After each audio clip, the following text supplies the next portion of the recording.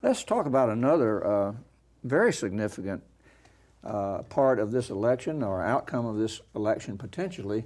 Marilyn, I'll start with you on this. Right now there's a 75-45 split in the Florida House of Representatives between Republicans and Democrats. But a lot of different analyses of where races could go in this election would yield an outcome potentially of maybe as much as 80 Republicans versus 40 Democrats, which would be a veto-proof majority, which could prove a problem for especially Governor Crist in terms of getting something done that he wants to get done, even also Governor Scott potentially.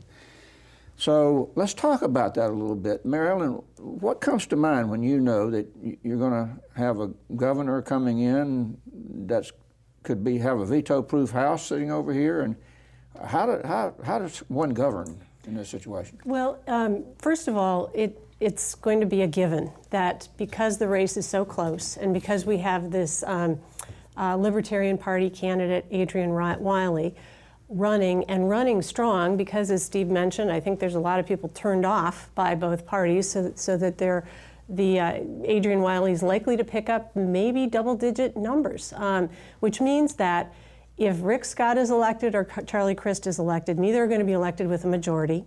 More voters in Florida will have voted against them than voted for them. And so they come into office with a plurality of votes, and they don't have a mandate. They can't say, people voted for me because they like my platform. You said plurality. I want to make sure people, plurality, not that means majority. They got the most votes, but they didn't get the majority of the voters. All right. So what we have is this dynamic where that makes the legislature all-powerful. They have a weak governor, and what does that mean? We don't have any discussion of what that means. Neither candidate is talking about what their governing philosophy is going to be. We don't know how they're going to work with the legislature, and pretty much I think the legislature can call all the shots. And we don't know what the legislature's agenda is, which makes it I think, a very important unanswered question as we go into this important race.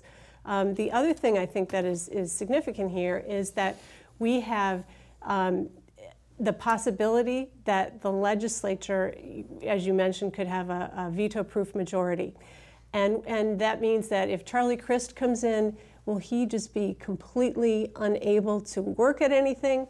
Or does he have the leadership skills to bring people along? And to me, that's a question that we should hear them answer.